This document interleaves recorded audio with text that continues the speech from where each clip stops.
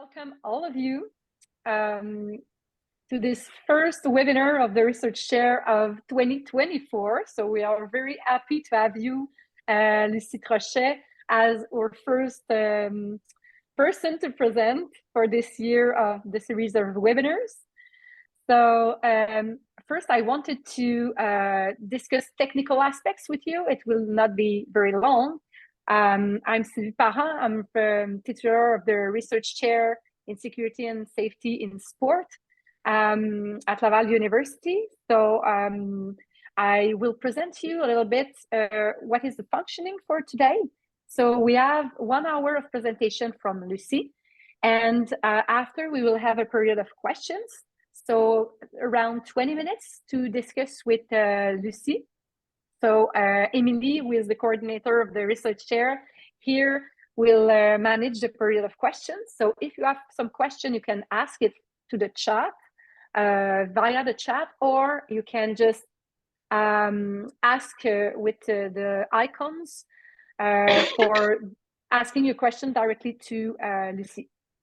So it's not very complicated, but we will do it like that. And I want also to introduce Lucie to you. So Lucie Trochet works as an independent, providing sports governance and safeguarding consulting and support services to sport organizations. She has been working in international sport for the past almost 10 years, following a relocation to Switzerland. Prior to working independently, she was head of governance and integrity at World Rowing, responsible for developing and implementing their policies and procedures for safeguarding participants in rowing from harassment and abuse, and leading their work in prevention as well as case management. In 2023, Lucie completed a master's in sports law and practice to complement her sports governance and integrity work experience. Her final dissertation focused on child athlete participation in elite sport in the context of the UN Convention on the Right of the Child and safeguarding regulations.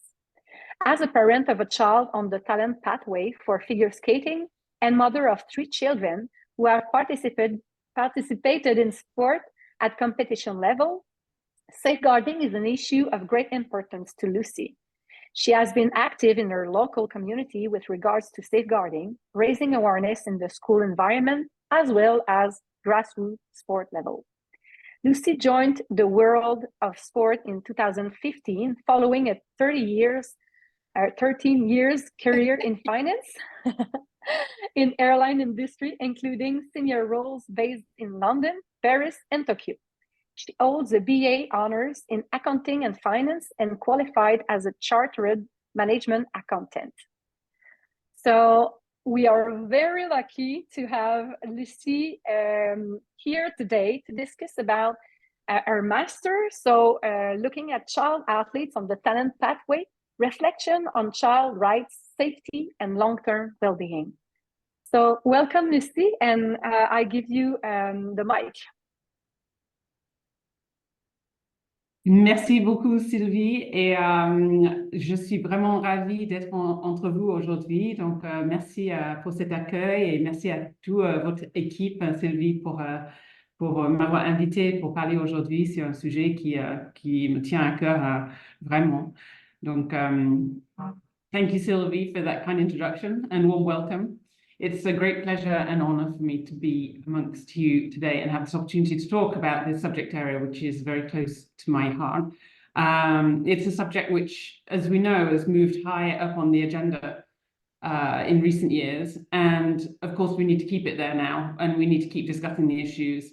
And we need to keep discussing until we find and implement solutions which can allow the children to participate in sport safely, whatever their level and wherever they are in the world. As Sylvie mentioned, I completed my master's in sports law recently, and my presentation today will include extracts from my dissertation, which I'd like to share with you. And the purpose of my paper was to question whether the participation of child athletes in elite sport in its broadest sense, i.e. including the journey to reaching elite level, whether those practices involved and the risk that the young athletes are exposed to whether that contravenes international human rights legislation, in this case, the UNCRC, the UN Convention on the Rights of the Child, and relevant international safeguarding sport regulations. So I'm going to start doing a shared screen. But just to say that it was really that journey to reach the elite level that I wanted to focus on, what we can call the talent pathway, which has become my main focus. And with my youngest child on the talent pathway in an early specialization sport, I am quite familiar with many of the issues from first-hand experience. And hopefully that adds some depth and breadth to my reflections on this subject. But let me start to share my screen if I can.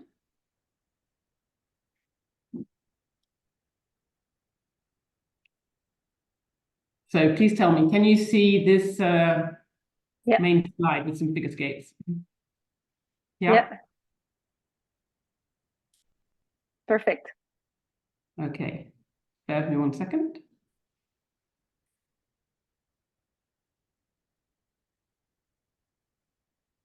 Right.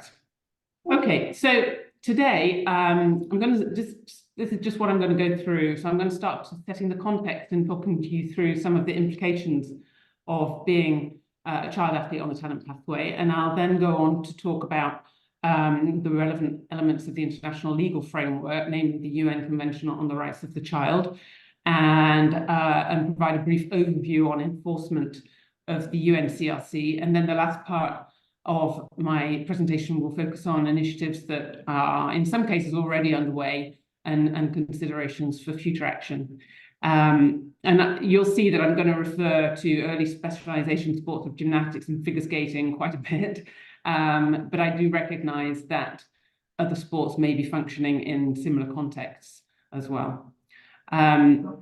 I'm conscious that many of you on this webinar are working in this field, and it's great to see some familiar faces and also recognize some of the names that I can see up on the little boxes. So I'm conscious that some of you will be familiar with some of the content. And just to say, my dissertation was not based on original research, but it was rather a critical review of the available information out there. And so I'm conscious that, with this wealth of experience that we have and expertise amongst us today on this call, please don't hesitate to contribute to the discussion where you feel necessary, and of course, raise questions in the chat, as Sylvie has already explained. Can I just mention as well that obviously this can be a subject that can be an emotional one, and it may be triggering at times for some people. So please don't hesitate to take time out from the call if you need to.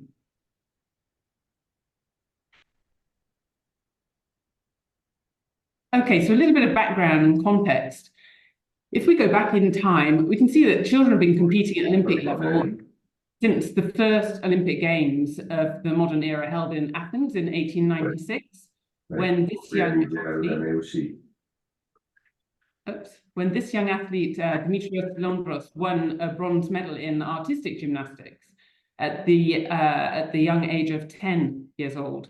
And so you can see it's not a new thing that we have elite child athletes participating in the Olympic Games and similar international events. And there'll be many other examples that you're aware of as well, including the Tokyo 2020 Games, the 13-year-old skateboarder and the 12-year-old table tennis player, who was the youngest competitor across all sports at Tokyo. So just to say, child athletes competing in elite sport is nothing new. And again, looking back, if we look back, the combination of the Cold War era's impact on sport and from the 1970s, the rapid development of the commercialization of sport led to a heightened focus on child participation in elite sport. And with the development of talent identification programs, intensive training from a young age was increasingly common. And so consequently, we started to see the child athlete becoming ever more present in elite competition.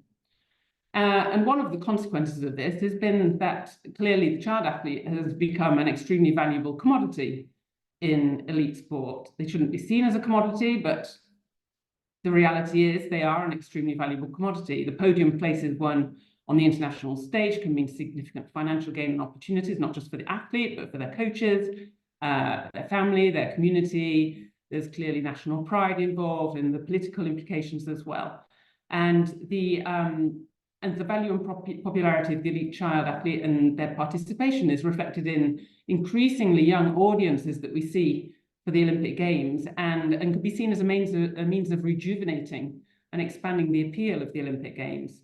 And the IOC appears to very much welcome and embrace participation of these young athletes, because there are no minimum age rules in the Olympic Charter excluding child athletes from participating in the Olympic Games.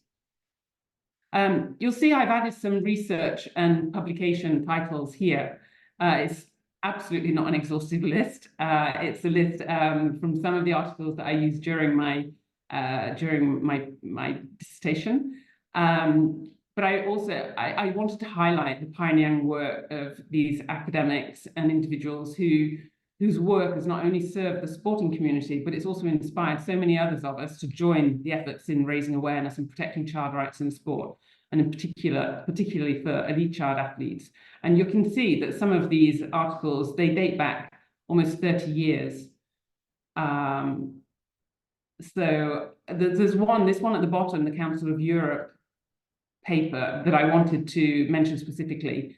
The Council of Europe's recommendation 1292 here, published in 1996, it set out the Council of Europe's concerns regarding the involvement of children in high-level sport at too early an age.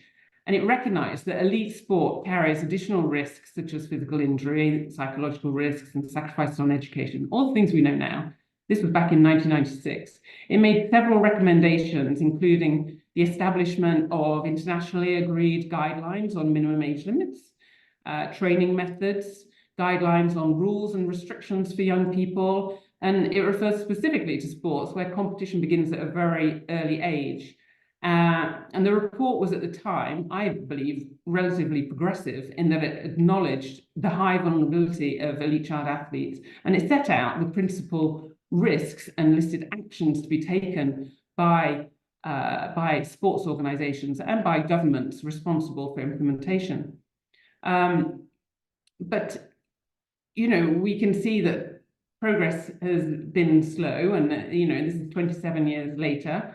27 or 28 years later, but its findings and recommendations are still valid, and we still need to be working towards those goals. Now, if we fast forward now to 2022, I must mention Kamila Valieva. I struggle to talk about this subject area without referring to her. You'll have seen the latest developments in the media regarding her case and the other ramifications relating to her case. What many people refer to as the Beijing 2022 doping scandal, I prefer to refer to it as just yet another case of abuse, which has yet again shone the light on the inability of sport to safeguard and protect its youngest and most vulnerable athletes. So, but anyway, let's not focus on the lack of or slow progress, looking back at this research list, but let's rather look forward and focus on making progress. So I will now move on to the next slide, which again, many of you will be familiar with this piece of work. As we know, of course, it's widely acknowledged that sport has many benefits and it's highly beneficial for people of all ages, and it has power to bring people together, etc. I'm not going to list all the benefits that people cite, but we know it also has the power to cause harm. And children are particularly vulnerable because of their physical and mental immaturity and their dependency on adults, which automatically puts them in a weak position. And a child athlete's participation in elite sport increases that level of vulnerability. And with this piece of work here that's on the screen, Celia Brackenridge and Sandy Kirby, their pioneering work in this field, it demonstrated the vulnerability of an athlete during the athlete's development in sport, their sport age. And we can see from this that the most vulnerable phase is that where the athlete is in the talent development stage with a view to becoming elite. And this particular research, while it relates to sexual abuse, it can similarly be applied to an athlete's vulnerability to other risks of abuse and exploitation. And I'm conscious we've got Sandy on the call here, so if there are any particular questions on this piece of work, I'm sure Sandy will field them later. So what do we mean when we talk about the child athlete on the talent pathway? Well, I'm going to refer to early sports specialization. It's become more and more commonplace, despite research indicating that it's not in the best interest of the child for their holistic development and overall well-being. And this was highlighted in the IOC consensus statement on youth athletic development in 2015. The definitions of ESS vary. I made reference to the one put forward by the American Orthopedic Society of Sports Medicine, that participation in one sport, that it's about participation in one sport at the exclusion of other sports, with limited free play time overall. It involves intensive training of more than 8 months of the year, essentially all year, and involves pre-pubertal children. Gymnastics and figure skating are typically sports where ESS is considered necessary due to peak competitive levels generally being reached prior to full maturity. But I use the word necessary tentatively because for me, the word necessary is linked to our cultural norms and competition expectations. And we can change that. We have the power to change that if we have the desire to do it. So again, linking to these sports, but it's applicable in more and more sports now. ESS, early sports specialization, it can start as early as 3 to 4 years old. The intensive training and competitions starting as early as 5 and 6 years old. It's typically, as I mentioned, referred to used in relation to gymnastics, figure skating, swimming, diving. But as we know, more sports now focus on and encourage early specialization. And as we know, I think it's very often to the detriment of the child. The children, so you can see from this slide, I'm not going to go through every point, but very early on, they exit from the mainstream leisure activities and they go into whatever the sport is calling them, detection or competition group activities. And so they're automatically starting to feel special and different from the others. And it's also, I think, a way that the sport is drawing them in to the sport. They're making them feel valued, and they're doing lots of this caresser dans le bon sens du poil. And it gets to the point where I think that happens early on. And depending on your skill level and your development, it increases later or it peters off. But it's this, it's the first start of them really getting their claws into your child, making them feel good, making them feel special, making them feel different. And then you get to a stage where you're on the treadmill and it's difficult to get off it after that. And the increasing intensity and frequency of training in figure skating, for example, here in Switzerland, and we're not talking about a country which is particularly extreme compared to other nations, but 7 and 8 year olds are training 15+ hours a week alongside school hours. We know that in other countries, in some countries, the training hours at an early age are significantly greater. But already 15 hours a week at 7 to 8 years old is huge. And we know that this training will work and relatively soon become comparable to a job without the protections that employment can provide, sick leave, vacation time, etc. And we'll touch on that a bit later on as well. So with this next slide, if you allow me to just share this with you, I just played around with some numbers the other day and just put in, based on a 7-day week, just put in some numbers based on my daughter's training schedule. And you'll see that, 40% of it is sleep, and that's, she just turned 14. probably 9.5 hours. I am quite strict on her sleep time, average 9 per night. And then the training, the travel time is quite significant. She trains probably, if you take into account all the different types of lessons that she's having, off ice and on ice, about 17 hours a week.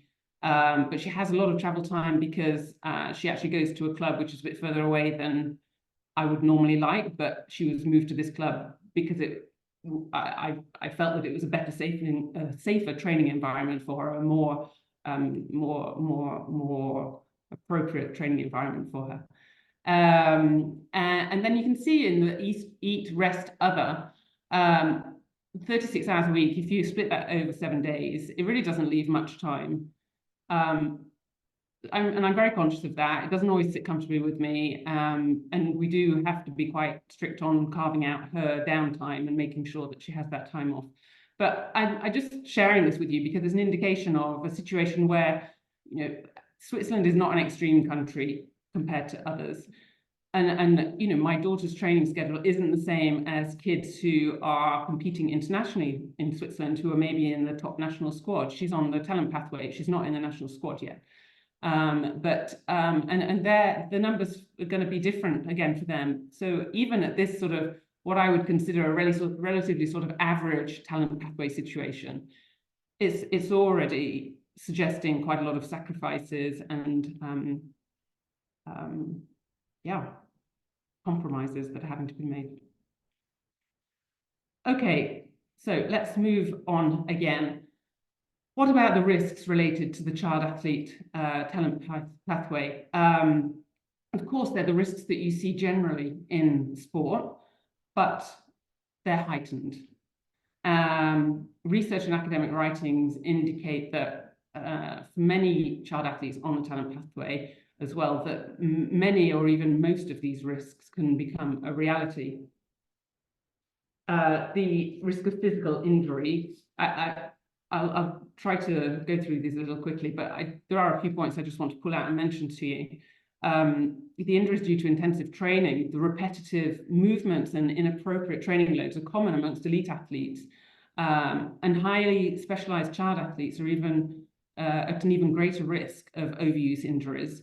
And it's often linked to the child's physical and physiological immaturity, their development stage, their muscle tendon imbalance, their flexibility. But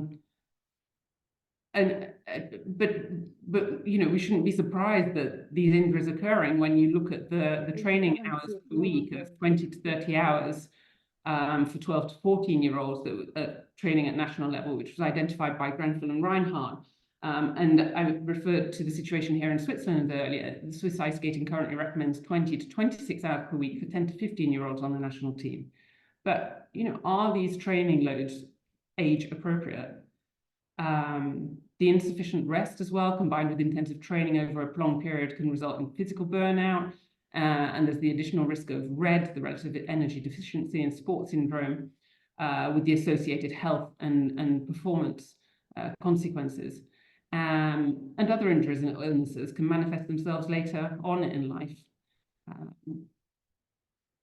So then moving on to the psychological and mental health risks. The power imbalance that exists between the coach or other adults and the child athlete, combined with that win at all costs culture of elite sport, exposes the child to an array of abuses, and in particular psychological abuses. And it's not just coming from the coaches; it can come from the parents, its peers, and the elite child athlete themselves. They can all be sources of psychological pressure linked to the training environment and competition expectations. But over a long period of time, that can result in psychological burnout and subsequent exit from the sport, which is clearly not what we want. And the elite child athletes, with they're at risk of a retarded personal psychological development as well, due to the excessive control that they have over their lives by adults and the limited exposure to normal social interactions and their often bubble-like existence. And now, talking about the risks of disordered eating amongst child athletes, these are well documented. Anorexia and bulimia have very serious long-term health effects, as we know. They affect principally girls, but also boys. And as we know, again, they're particularly prevalent in sports which favour a slim form, where there's an aesthetic component and subjective judging. The risk of sexual abuse and harassment, again, there's a heightened risk.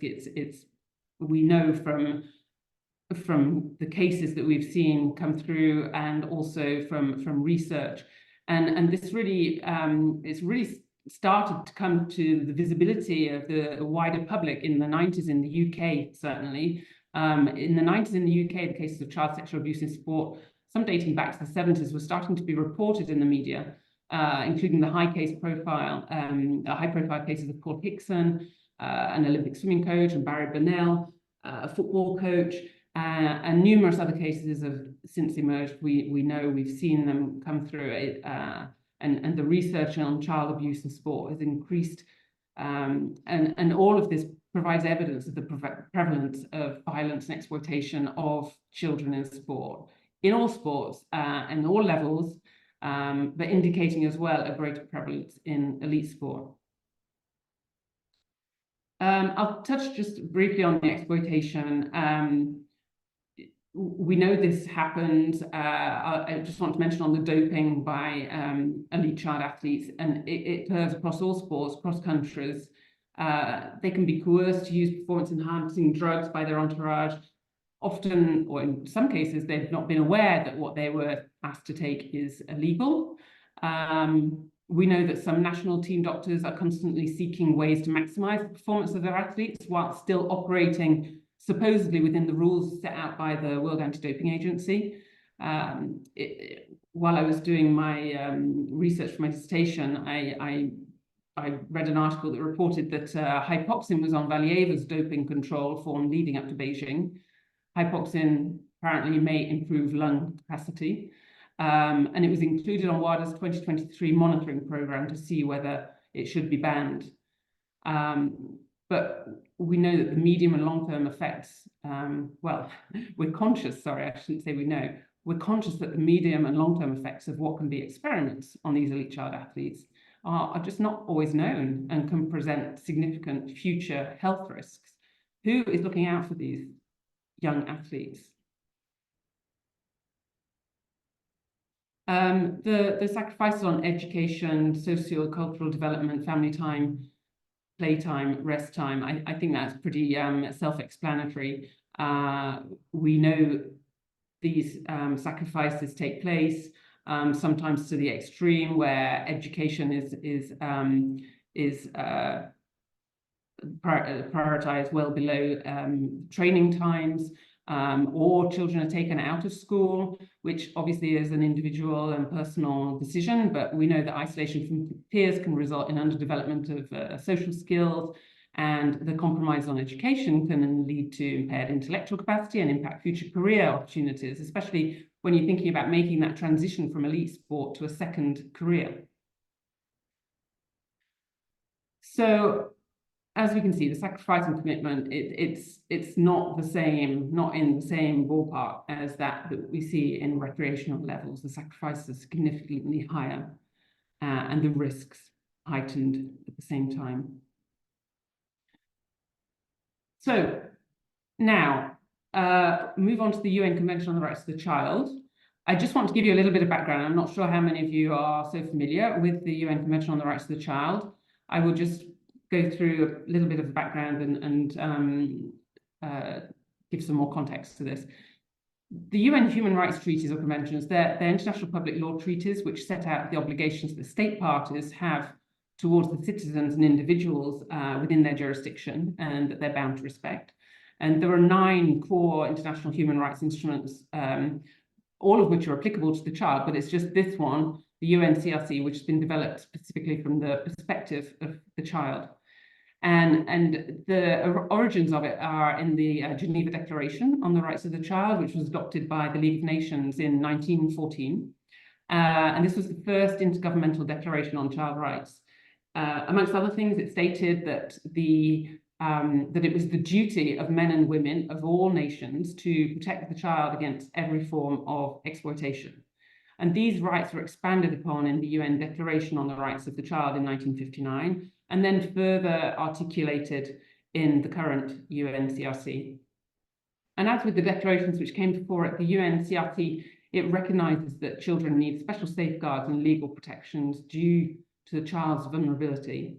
And it also, I'm sure many of you know this, it defines a child as anyone under the age of 18, unless, of course, the local laws applicable to the child, the majority as stated earlier. There are 196 countries that have ratified the UNCRC. It was one of the conventions that had the most signatories in the shortest period of time. So those 196 countries there, it includes all members of the UN except for the United States. The countries which have ratified the UNCRC, they consent to be legally bound by it, and they commit to incorporate the provisions of the agreement international legislation and ensure that child rights are respected. So although I recognise that there's no specific international legislation that deals with child protection in sport specifically, international human rights law recognises that children need special protections and have the right to be protected from abuse. And applied to the world of sport, international human rights law, along with sport regulations, create that legal and regulatory, or should create that legal and regulatory framework for child protection in international sport. So, as I say, it's not legislation that is specific to sport. And looking through the UNCRC, you'll see, if you take a look at it, that there is no specific reference to sport in the text at all, in the actual articles of the UNCRC. However, the general comment, the explanatory notes accompanying the UNCRC and that are developed to help explain implementation of the UNCRC, they do make reference, but it's more in the recreational sense of sport.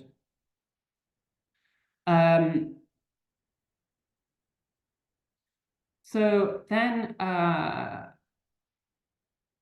again, when I went through all of these articles, and I was obviously looking at various academic writings on the subject area, and Paolo David, who many of you will have heard of and maybe know, in his article in 2012, Ensuring the Human Rights of Young Athletes, he proposed that 37 of the 42 substantive provisions of the UNCRC can be applied directly to sport. So then, if I just talk a little bit now about the content of the UNCRC, the preamble, it states that the child, by reason of his physical and mental immaturity, needs special safeguards and care, including appropriate legal protection. So this text distinguishes children from adults in their requirements for special protections, and it implies that legal procedures, including sport governing body safeguarding reporting mechanisms, should be adapted to the needs of the child. And the convention operates on 4 guiding principles, which are listed here. A fundamental provision, and one of the 4 general principles, is that that's listed in Article 3, the best interests of the child.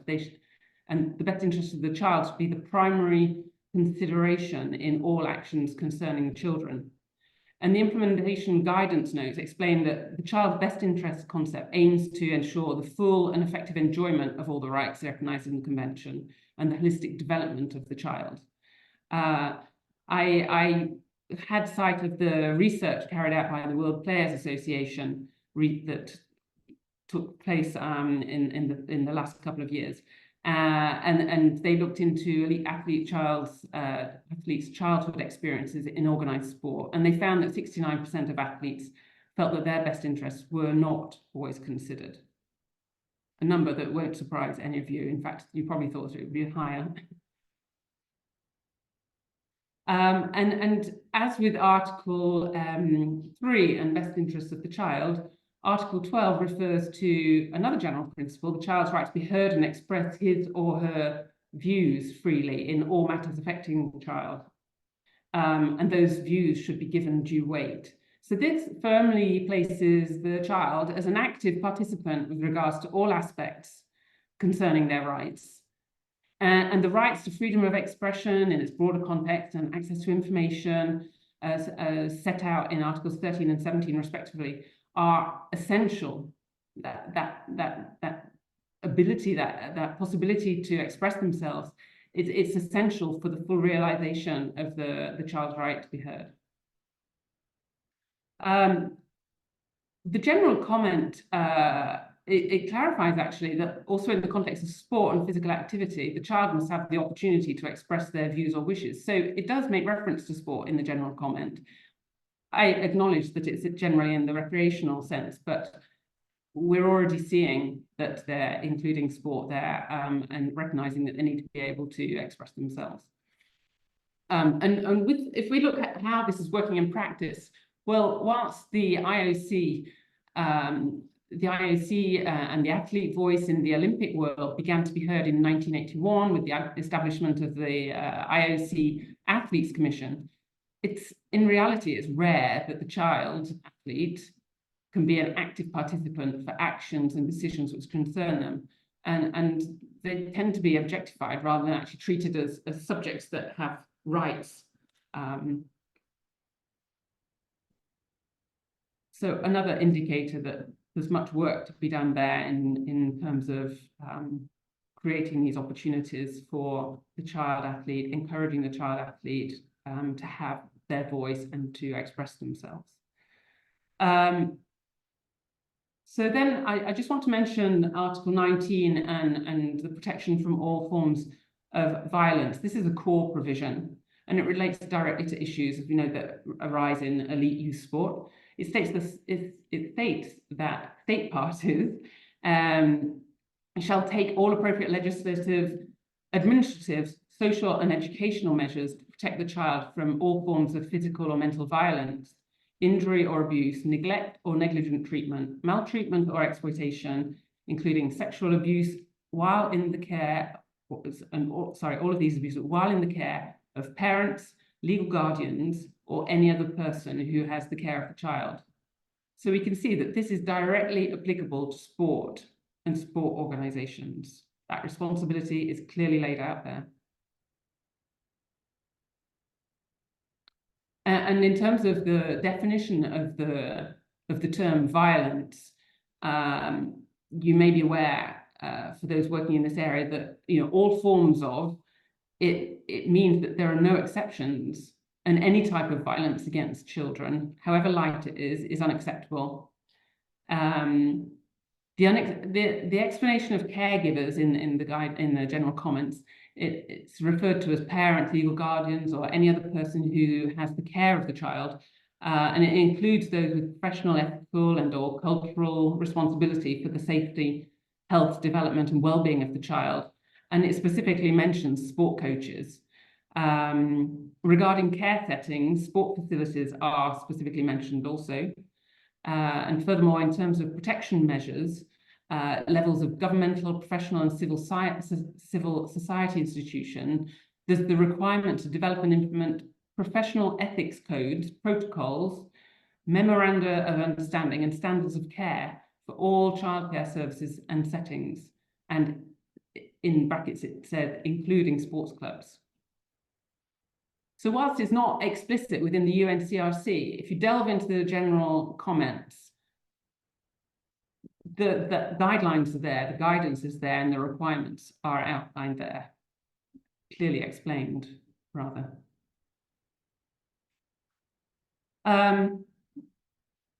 Right to an education, we've already referred to that, as we have the right to rest, leisure, and play. I would like to just mention that the general comment to Article 31 on right to rest, leisure, and play is very clear that rest includes respite from exertion of any kind, and the opportunity for adequate sleep. And leisure is defined as discretionary time to be used as the child chooses, and play is free flow, and its key characteristics are that it's fun, and with uncertainty and challenge and flexibility and non-productivity. And sport is included under the definition of recreational activities. However, and I quote, compulsory games and sports do not constitute recreation. So I guess one of the keywords there is sort of compulsory and how we interpret that word. But it implies that at a certain level where sport becomes elite, one could argue, that does not constitute recreation. Okay, let me move on to the next slide. And again, I'm not going to go into each of these points. The protection from exploitation, I'm going to move on to the next slide about that one. The UN Convention have protections in explicitly laid out for the protection from the use of from doping, from all forms of sexual exploitation and sexual abuse, and protection from trafficking. And I should also point out that Article 42, it clarifies that states' roles, what the states' roles are in communicating and making sure adults and children are aware of the rights set out in the UNCRC. And referring back again to the World Players Association research, it indicated that 69% again of the elite athletes were not aware that they had rights when they were children in sports. And again, I would imagine that in other countries that will be even higher. The awareness of children's rights generally is relatively low. Certainly as you're sitting there as a child.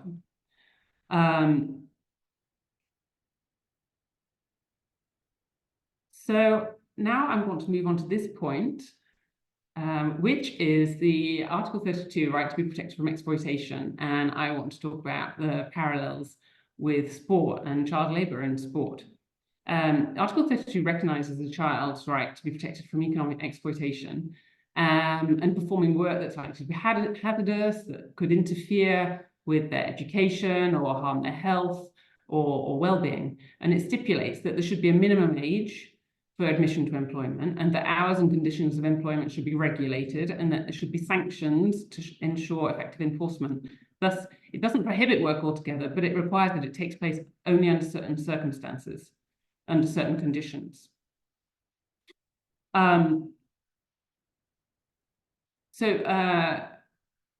Minimum age is a current topic of discussion. I will touch on that again later. Of course, it's one that demands further evaluation and rule modifications based on scientific and academic research. The regulated hours and conditions of employment themselves, they don't currently exist in the elite child athlete context. Current practices mean that high volumes of training hours per week form part of an intensive training schedule, and many child athletes, but with very little or no regulation, neither on the hours nor on the types of activity in relation to age, nor on the environment in which the training is taking place. And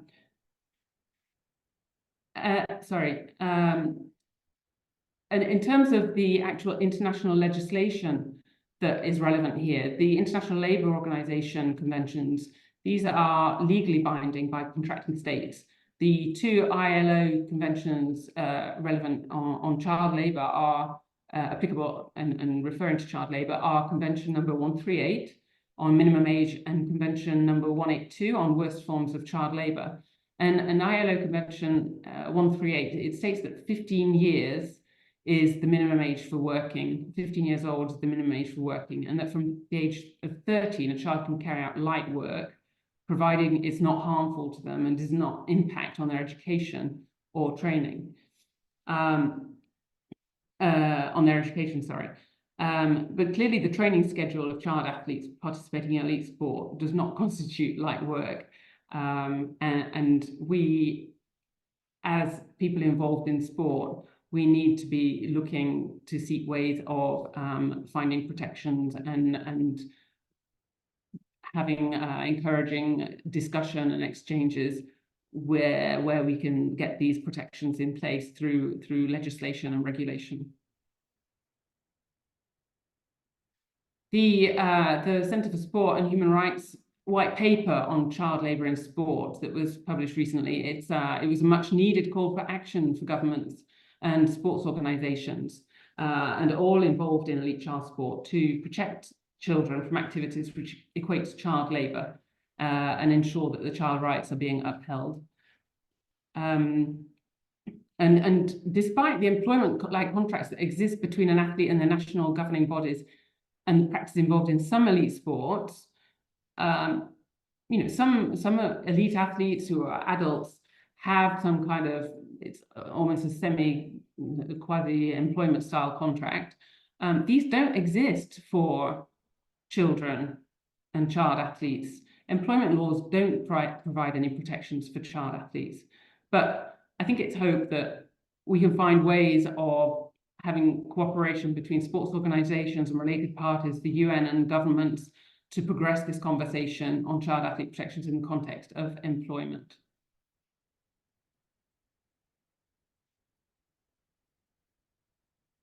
I'm just going to spend a few minutes looking at the enforcement and effectiveness of the UNCRC. I think it's just important to have a little overview of this.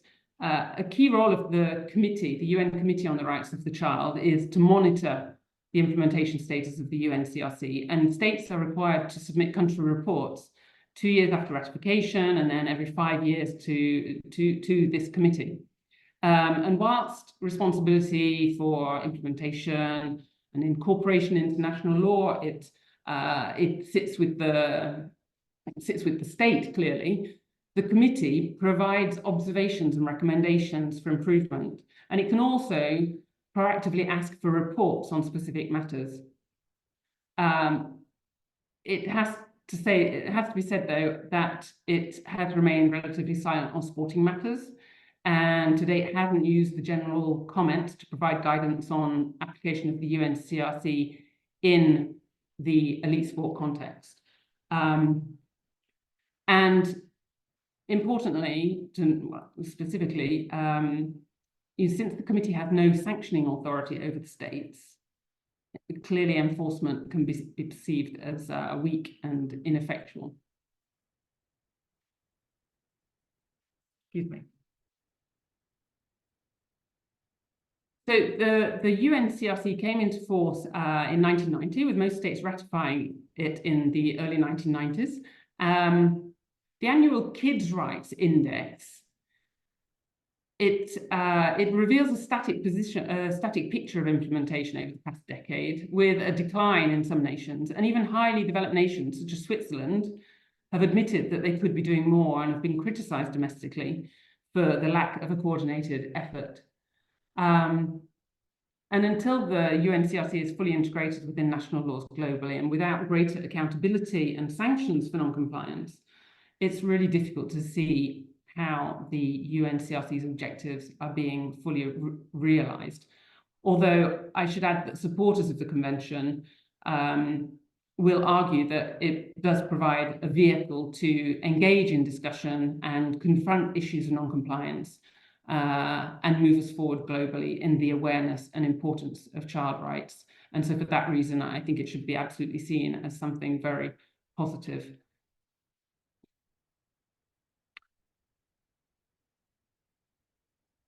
So, how are we doing for time, Sylvie? We have 10 minutes left. 10 minutes. Is it okay? Okay. Maybe give me 10 or 15. After it will be a question, so it can, yeah. Okay. So here I've got a few slides just talking about what things that are maybe already underway, things that we should be doing, things that we could be doing. So in terms of sport policy and practice, and all of these obviously with the aim of putting in better protections for child athletes on the talent pathway, top-down, bottom-up approach. I'm talking about how the culture basically needs to change at both the grassroots level and also at the elite level, at the international level. And those at the top in high-performance sport, they're the ones setting the example. And I think it's really important to continue the work that we're doing on education. I mean, gosh, there's still so much to do, but the national federations need to be educated. The local club administrators need to be educated, and their awareness raised as to the risks that these elite child athletes and child athletes on the talent pathway are exposed to, and find ways of getting a change in the culture and a change in the way they're working and collaborating together. Safeguarding policy, education and awareness. Now, it's a fundamental point, and it's one we talk about a lot, and every time we have a discussion on safeguarding, we talk about policy and procedures. But there's still so much work to do, and not only in getting policy and procedures in place, but also ensuring that it's not just a tick the box exercise, which sadly in many cases it is, still continues to be. We need to make sure that the policies are child friendly and that they're trauma informed. The UNCRC highlights the need for child friendly legal and regulatory procedures. And yes, they must be, of course, they must be trauma informed too. And it's not easy to get this right. But by working with survivors of abuse and with working with children, organizations can work towards improved approaches, but clearly it requires resources and it requires prioritization. On the effective application, enforcement and sanctioning, sports organizations are generally not good at this. They're just not good at enforcing the rules and sanctioning where there needs to be sanctioning. And they need to demonstrate genuine commitment to enforcement. They also desperately need help in case management. Case management is a very challenging area. It's very under-resourced, and individuals involved in this work, even when they're trained, even when they're fully trained, they're often not confident in progressing with investigations and cases for fear of not treating people in a trauma-informed way, for fear of not asking the right questions, fear of repercussions, including legal, and basically for fear of getting it wrong. So as a result, many shy away from it and just don't do it. But that is not acceptable. It is not acceptable. I watched a video of a Play the Game panel session with Minky Warden from Human Rights Watch, who rightly reminded us that IFs, and she was actually referring to FIBA in this case, that they're governed by the IOC, which prohibits child abuse and abuse of athletes in the Olympic Charter. However, unless it's abuse during the youth, summer or winter games time, the IOC currently doesn't have the tools to investigate and sanction national federation leaders or staff implicated in abuses. And we need this to change. We need the IOC to be the gold standard, leading by example. That said, I should add that I think a bigger question to this whole subject area on case management is whether sports organizations should be doing the case management at all, or whether it should be managed by an independent body. But I think, Sylvia, that would have to be the subject of a separate webinar, if you're needing any ideas for subsequent webinars.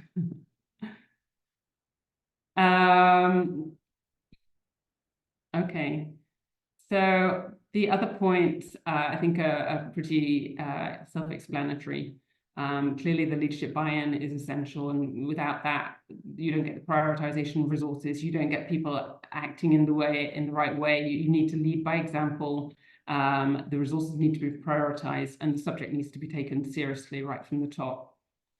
And the safe recruitment practice there, again, pretty self-explanatory. But you know, if we're doing this right at the outset, before people are even coming into the organization, it's a huge step to minimizing the risks of having people in your organization that present risk to the young athletes and anybody else for that matter. And so we really need to be applying that more strictly to how we bring people into organizations. Other initiatives, pieces of work that are perhaps already going on, the reassessment of minimum age. This is a little bit my hobby horse. Regarding age restrictions, there are no minimum age rules in the Olympic Charter that exclude child athletes from participating in the Olympic Games. It's the IS which determine their own age eligibility rules, albeit subject to approval from the IOC. But just looking at the Olympic Games, we can see that there's such a lack of clarity over who can and should be participating. There's a lot of overlap. Some kids can do the Olympic Games as 12-year-olds, but can't participate in the YOG, and others can participate in the Youth Olympic Games, but not in the Olympic Games. And, you know, to the outside world, well, to most people, it just doesn't make sense. And I think that the IOC could really be doing themselves a favor by looking into this, by problematizing it and bringing some coherence to it, and also really forcing the arms of the IFs to look at it more seriously as well across all sports. We know that the International Skating Union, they have recently increased minimum age for senior competition from 15 to 17. It seems that it happened just because of, or it certainly happened just after the Valieva doping situation or abuse situation at the Beijing Olympics. But in fact, it has already been being discussed at the 2018 Congress, ISU Congress, and also in 2021, they had carried out a survey of key stakeholders to get feedback as to what their views were on minimum age, with very positive support for a change. And then in 2022 at the ISU Congress, coincidentally, just following the Valieva incident at the Games, they were able to have it approved, as we're now aware. But there still needs to be an alignment of age rules when you look at junior and senior, because there's still overlap. Juniors can still participate there. It's from 13 to 18-year-olds, so you've still got that overlap there. And we need to accompany that with changing the technical rules and the judging rules and technical rules and regulations, which would support the objective of child athlete protection and well-being, and also to avoid junior competitions taking center stage. You know, I've referred to this in the past, but, you know, why aren't we restricting the type of elements, and I'm going to refer to figure skating, why aren't we restricting the elements that are allowed to do at certain ages? And I completely understand that in training, they can be doing whatever they want unless we are pretty smart on how we're monitoring training. But I strongly believe there's a way of shifting the line so that the technical difficulty is pushed up to a later age. And I think it's about changing people's expectations, and we have to move in that direction. Looking at gymnastics, I'm conscious that they with the White Review in British gymnastics, they also wanted to move the minimum age from 16 to 18 for women, and that would make it aligned with age eligibility, for men, and would serve to protect female child athlete well-being. But such a decision needs to be taken at an international level. And as I understand from the White Review, it suggests that the International Federation wasn't ready at that stage to raise the minimum age for female senior competition. But maybe that is changing. If there's somebody on the call from FIG, then maybe they can share some information with us on that. So then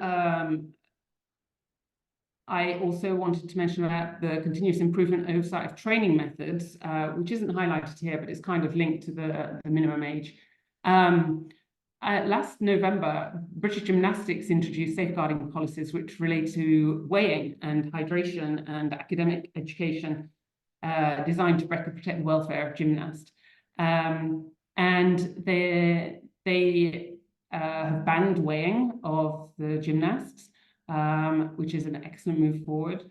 Obviously, if there is a situation from a health and welfare perspective, or the need to assess appropriate training loads, then weighing may be necessary exceptionally, but is very clearly stated that it needs to be with medical professionals and experts that can take the data as part of a larger picture for the well-being of the athlete.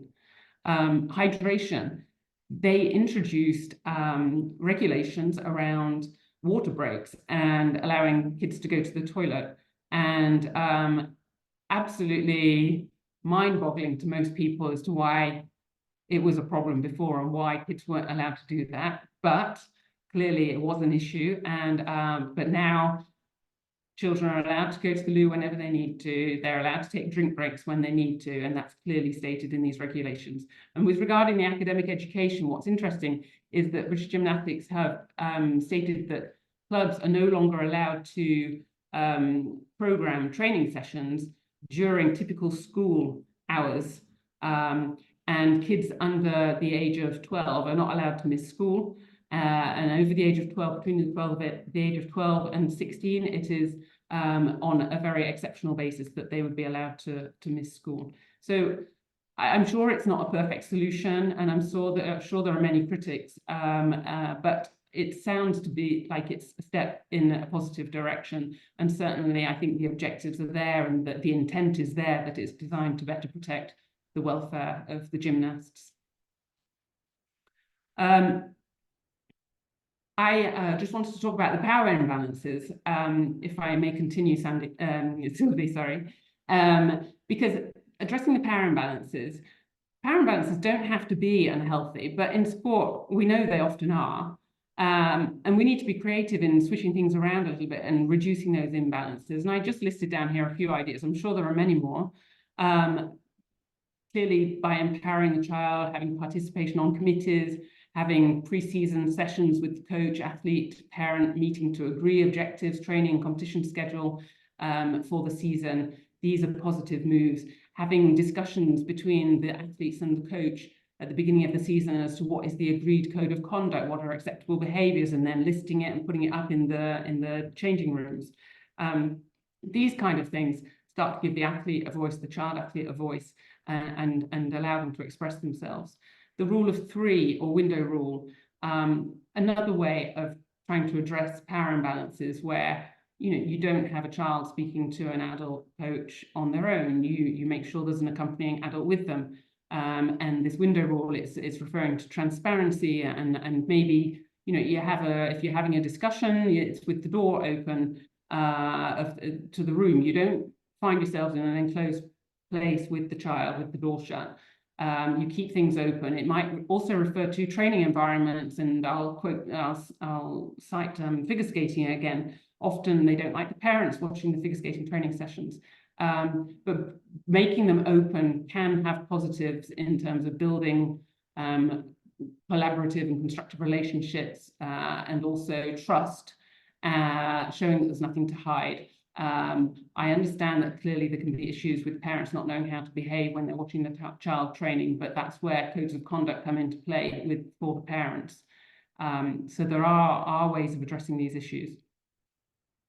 Funding model. I could talk a little bit about this, but again, it's a big subject area, but we know we need to address how we're doing our funding. And this is government funding, but it's also the IOC funding. Why aren't we looking at ways, maybe we are, maybe there are organizations that are doing this, but looking at ways of bringing into the equation a well-being variable, as well as the performance variables that are currently there. And there may be other variables that we want to bring into that as well. But I think we need to be more creative. There might be a good governance variable. And I think some of these already apply with the way that governments fund sport. But I'm just questioning whether, again, it's a tick-the-box exercise in checking that these things are in place, but in fact, it's not something that's embedded in the culture of the organization, and there are no follow-up audits to check that these things are really happening and part of the DNA of the organization. Consent and informed consent, again, is a very big subject area, but it is a big issue as well.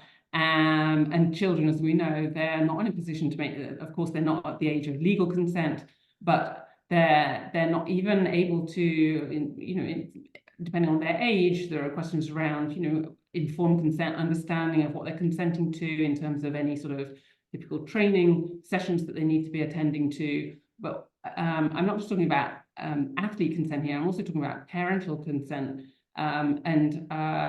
We need to work, and it links on to the next point about working more collaboratively between the parents, the coaches, the club that with the athlete in the center of that to make this a more constructive and collaborative and safe environment. And then this one for the researchers out there. These are just some thoughts that I had. Of course, we want research-driven decision-making. We need research to inform us better and to help give us a bigger picture and a better understanding of the context, which will hopefully result in optimal outcomes. I, from doing my work on my dissertation, recognized a slight disconnect between the research community and sports administrators. And that's, I see it starting to change, but I think we can do more there, and it'd be great to getting closer collaboration between researchers and the sports organizations, really integrated approach. Then research with and about child athletes on the talent pathway. I am not aware of a body of research that's available in this area. And I am conscious that there's research on elite child athletes who are competing internationally or who've reached Olympic level. And so they are captured in that sort of research group. But what about all of those who don't reach that level? And what do we know about them? You know, why are they dropping off the talent pathway? Is it because of a natural transition, because they had other interests, other activities that they prioritized? Did they go into higher education and they had no time for this anymore? But similarly, was it because of some negative experiences? Was it because of abusive situations? Was it because of injury? What do we know about these people? And I know that the information exists. People have, clubs have, federations have information on who is on their talent pathway for a particular sport. And they have that information going back many years. I mean, clearly we need to get access to and have approved access to be able to contact these people as a research sample. But that information does exist. And I think that sports organizations should want to know why these people are dropping off the talent pathway if it's for negative reasons, because that gives them the opportunity to address these practices. But again, it comes down to, you know, giving them a reason and making them understand. It's about education as to why they need to know and why they need to be addressing the issues, because I think in a lot of cases, they don't want to bother with it. They don't want to prioritize it. They're just focused on that elite performance and that result. And then obviously there's the funding question, but again, we need to look at creative ways of creating that business case such that IFs and NFs support such research. And then my last point is on the national legal and statutory frameworks. I mean, I can speak to this one, but I'm conscious of the time limitation.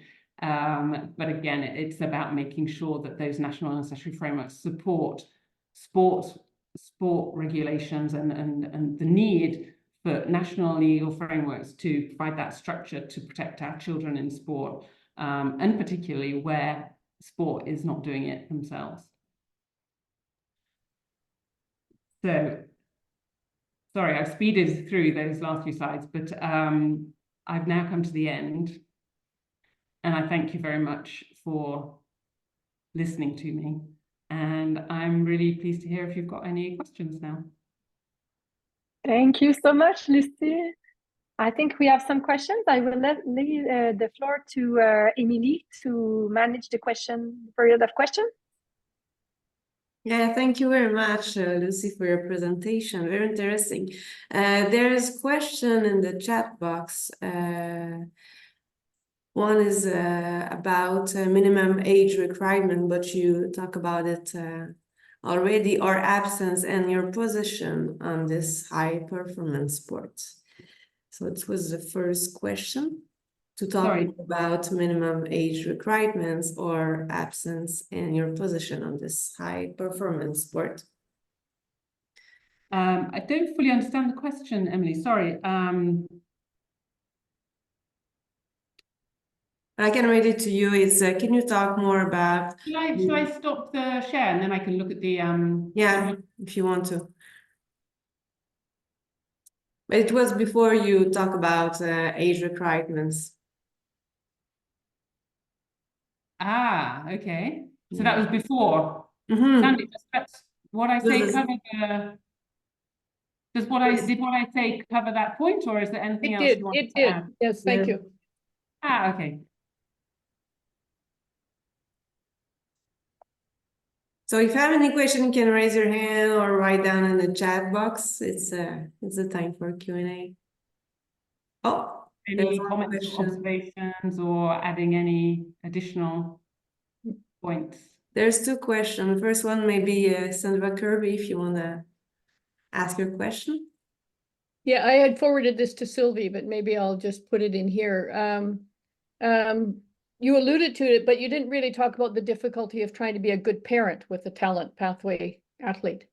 And every once in a while you rubbed up against it. I'm just wondering, in general, how you feel, or no, not how you feel, but what you think the difficulties are in trying to be a good parent in the face of all of this. Well, you know, I came from outside sport prior to my daughter participating, and then my working with the international federations.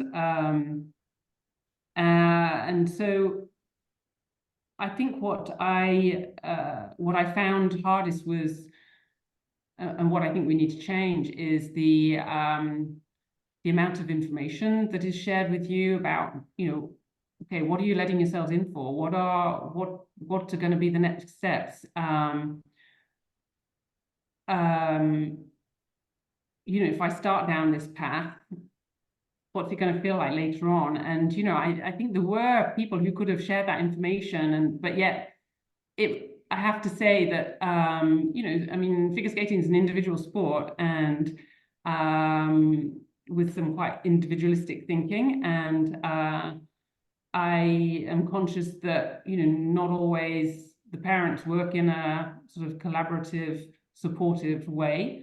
So maybe that information sharing wasn't there where it could have been, but it also could have been from the club.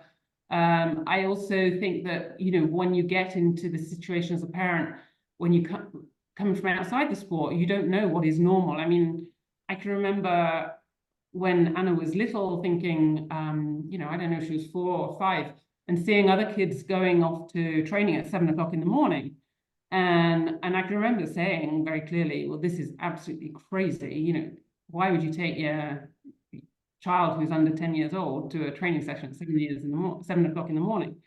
And then at 6 years old, I was being asked to do that with Anna, and I was then saying, well, no, I can't do this. And then there was the impression that if you didn't do it, then you'd be probably sidelined. And then, you know, okay, what's best? What do you do it or not? You feel like you're treading a fine line all the time. And then, you know, at the age of 8, Anna was saying to me, well, I'd like to go every morning at 7 o'clock in the morning now, because she was more conscious and more aware that if she didn't do that, she might be treated differently by the coaches. And so, yeah, it's quite an unhealthy way in which sport operates at times, and quite toxic in this sort of if you don't conform, the types of treatment you can get as retaliation or retribution for not conforming. And I certainly was somebody who challenged quite a bit, so obviously that rubbed people up the wrong way. But no, Sandy, I think there needs to be more transparency about how clubs operate. I think they need to embrace the support of parents. I'm completely conscious that not all parents are have the same views on how they want their child to be in sport, different tolerance levels in terms of the type of practices that they will accept for their child. They have different objectives for their child. I mean, clearly we're all individual, but you know, I think there are ways of getting around that. You can manage parents and bad behavior in parents, and as being a member of a club, you can have codes of conduct in place. And I think we need to be a bit smarter about having codes of conduct, communicating, and learning to work more collaboratively amongst the adults that are surrounding that child. Well, thank you for your answer. Maybe the next question from Sylvie. It's your turn. Thank you for your presentation, Lucy. Very interesting. I have a question about something that you talk about, the UNCRC, when you said that they are kind of silent about sport. Mm-hmm. So how you explain this first, and how we can also see sanctions or regulation at a state level, but also at the international level. So regarding those number of hours of training, regulations, and other kinds of things like that, because we know that if the IFs lead or decide something, it will have an impact on national federation also. So all those things are like important to know. So do we need an international leadership, sanction, anything like that, or more a state leadership? So my question is a little bit complex, but I think more answers for you could be interesting and informative. I mean, in short, we need both. We need the statutory, the governmental framework. We have to have that for child protection, for recognizing child rights. But we also need to ensure that sport bodies, they're part of the private sector generally, but the UNCRC applies to them similarly as state actors. And when you mention about, so I think from those perspectives, Sylvie, I think it's, I think there could be more could be done about talking about the relevance of the UNCRC and human rights generally in sport to make sport more aware that they need to embed this within their policies and regulations. And I know there's a lot of work starting on that now, and the IOC has got a human rights strategy now. So I think, you know, things are moving forward. Whether we're happy with the progress or not is another question. But things are moving in the right direction, and awareness is being raised. But I do wonder, and I am not an expert on I'm not a human rights lawyer, but I do wonder whether the UN and the Committee on the UN Convention on the Rights of the Child could be doing more to collaborate with sport organizations to maybe they could play a leadership to initiate more progress in this area. Yeah, because if, for example, the UNCRC is doing something collaboratively with, for example, the IOC or something like that, and national international federations to guide what we'll be doing in the States, it could also help greatly. Because, for example, we try to convince people in Quebec and in Canada that early sports specialization is not always the best thing to do. But they say we don't have the choice because people at the international federations, the age limit is that. So we want to have athletes at that level. So what we have to do is do the same pathway because it's what it's necessitate at the international level. So we are kind of struck. So I understood your top-down and down-top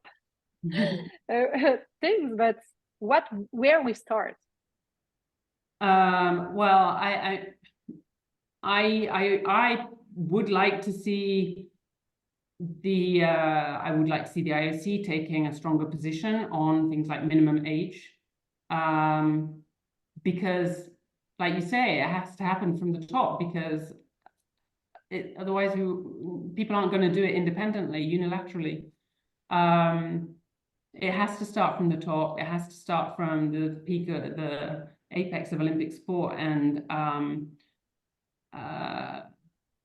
I think not only can the IOC incorporate this into the Olympic Charter, into their associated regulations, but they can force the hand of the IFs as well if they want to do it. But Sylvie, you know, I mean, we're all aware you're talking with there's the commercialization of sport and all those other factors that sadly are prioritized or seemingly prioritized above the protection of child athletes. That's the way it could be interpreted, I think.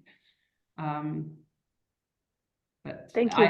I really think that, the more we talk about this, the more we highlight the issues, we just have to be tenacious and keep having the conversations and as broadly as possible and reaching out to new communities and new listeners. Thank you. So would anyone else would like to ask a question? Oh, Sophia, it's your turn. Hello, thank you for the great presentation. It was really very interesting. I come from Greece, so we've had problems with gymnastics here and abuse. I did a research for my dissertation with 8 prior athletes who were abused and talked about it with me. So regarding your presentation, I was thinking that connecting researchers and sport organizations would be really great. But as I'm doing my PhD now on the ethos of gymnasts, of elite gymnasts, I find it quite difficult to connect me as a researcher with sport organizations because you have to beat the culture of silence. It needs will to change to be able to connect. It was very interesting to see that there was a research in the Netherlands. The researchers found out that there is abuse in gymnastics, so they implemented measures. And later on, they did another research and found out that the problem was still there. So that kind of screams out that you need to connect research with organizations. But to go further on, if governments and if federations, national federations, fund sport, expecting high performances and medals, how can you make sure that they do not adopt win at all costs culture? I mean, how can you overcome that? Because here in Greece, what happened in the case of the 8 athletes I interviewed was exactly that. Yeah, Sophia, thank you for the question. It's a very difficult one to answer. And sadly, I have no magic wand with the solution. But the win at all costs culture, with the way that sport is commercialized and the prioritization that is given to commercialization, sadly means that the financing and the finance model behind sport tends to be prioritized, as you've seen, over the well-being and the welfare of athletes and child athletes. In terms of how we overcome that, I strongly believe that, well, apart from having these kind of discussions and reaching out into other groups and other organizations and spreading the word as much as we can, I really think that it has to be leadership from the top, of Olympic sport. And one, Olympic sport has the position of power to be able to talk with these governments. They have the power to have the discussions around funding models. They have the power to decide how they distribute their rights revenue for the games. And I think we need to get some really good brains together in like a brainstorming group to look at options as to how this could be addressed, this win at all costs culture, which comes from the way sport is funded at the moment, and look at that funding model and look at how we can change that funding model. I'm sorry, I haven't got any other better solutions. I don't know if anybody else in the group has got any other contributions that they would like to add, because I'd certainly be pleased to hear any suggestions. Oh, there's one suggestion from Sandra. Yeah, thank you. It's just an example, Sophia, of you know, I'm in Canada, and the Canadian Olympic Committee, Canadian Olympic Association, is chaired by Tricia Smith, who Lucy knows through rowing, they challenged amongst others, they led a challenge against the Own the Podium, which was a funding model specifically oriented towards medals. And the athletes who were on that pathway kept talking about mental health issues, absence of well-being, drive for medals, guilty at not getting medals, all that kind of pressure because of a single funding model. And the COA and a bit of a groundswell, including Sylvia and other researchers, really helped unload that Own the Pathway singularity.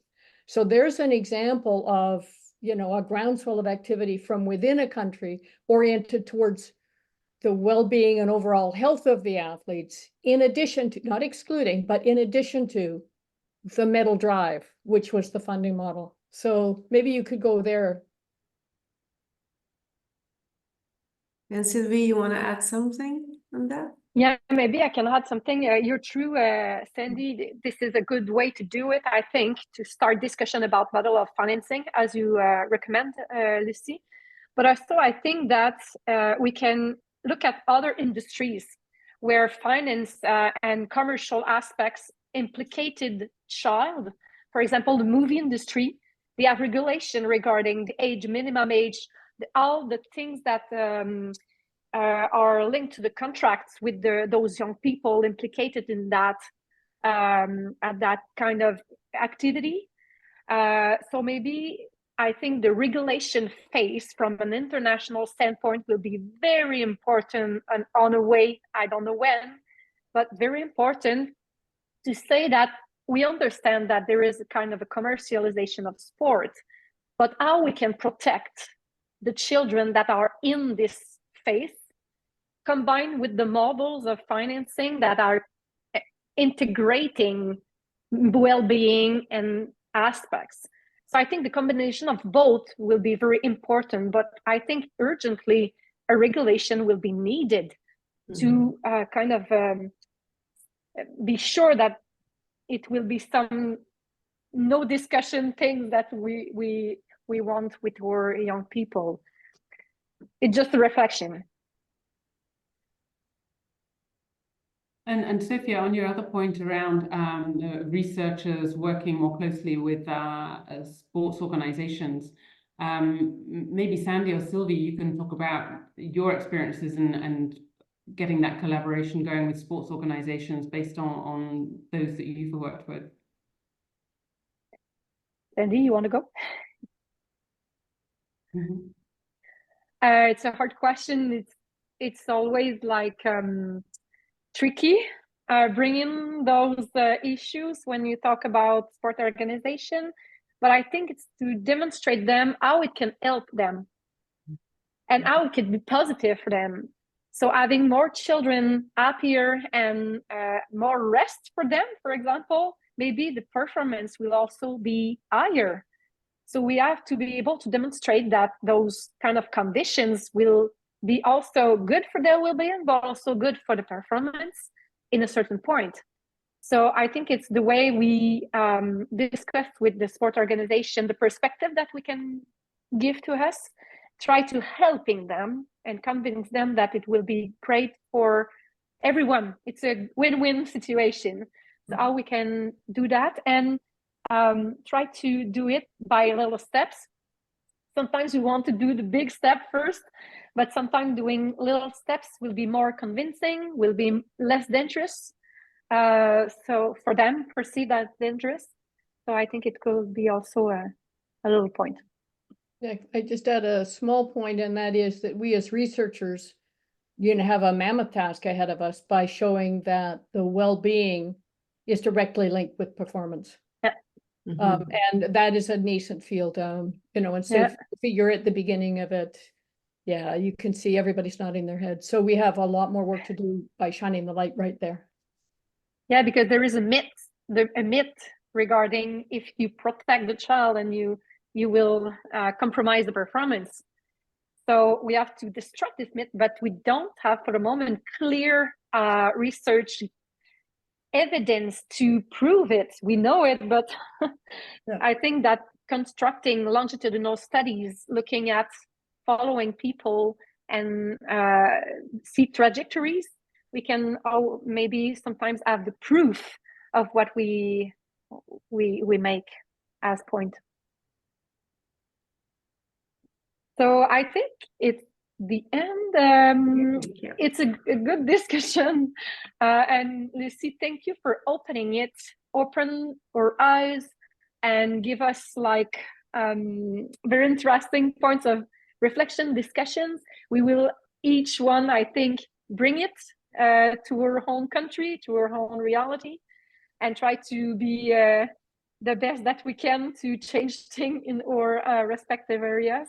So thank you very much for your presence today. And everybody, thank you. And please come back to our next webinar. Emily, you want to say a little word about the next one? Yeah, well, the next one will be by Mini Attack, which is here today. So he will present his works. It's a new member researcher at the chair. So on March 27th, I think, I remember. So Mini, do you want to say something to introduce your webinar, next webinar? No, just thank you, Lucy, for the wonderful presentation. And because Lucy set a really high bar, I'm a bit yeah, but I'll try my best. So please join the next month's webinar. Well, actually, I don't remember the title of the webinar, but it's about perverse effect of safeguarding measures. So it's a slightly different angle, but might be an interesting talk. So please join next time. Thank you, everybody. We will close it right now. And